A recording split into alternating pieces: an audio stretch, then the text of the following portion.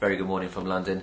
Generally, the European session so far has witnessed a grind lower in the riskier asset classes, the euro-dollar currency pair dipping to a two-year low at the lows on the session today. Generally, there's been some global growth demand fears just seeping back into the market over the last week or so. We've seen the ECB and the PBOC in China cut rates, allied with some further quantitative easing out of the Bank of England. And overnight, we saw the Brazilian central bank cut rates by 50 basis points, so a record low interest rate for the Selic in Brazil. Also, the South Korean central bank cutting rates by 25 basis points, the first move they've made in 3 years. So the global concerns just emerging back into the European morning. Also, we have the Chinese GDP figures out in the session overnight tonight to come into for tomorrow morning. Taking a look at China specifically, they did release their new yuan loan data this morning, coming in higher than expected. That just produced some slight optimism into the markets, but that was a brief fillip in what otherwise has been a move lower across those riskier asset classes.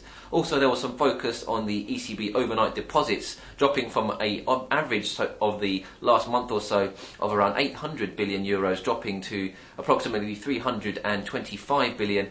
Some were speculating this was because of the change in the deposit rate to zero, and therefore the banks being prompted to issue these loans back into the free market, possibly stirring some borrowing from domestic consumers. However, taking a look at the ECB current account, the fall in deposits has been pretty much matched by flows into the ECB current accounts, so it looks like banks have just parked these funds into another ECB vehicle rather than lending to the outside market.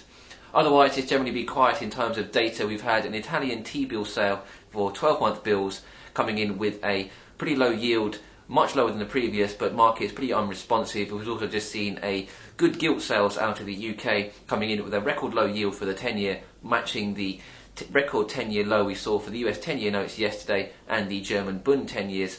So we've just seen some flows again into the safer assets. Otherwise, market attention will be turning to the 30-year long-end gilts note sales out of the US for $13 billion, and also the weekly initial jobless and continuing claims out of the US. That's enough from me. Hope you have a good trading day.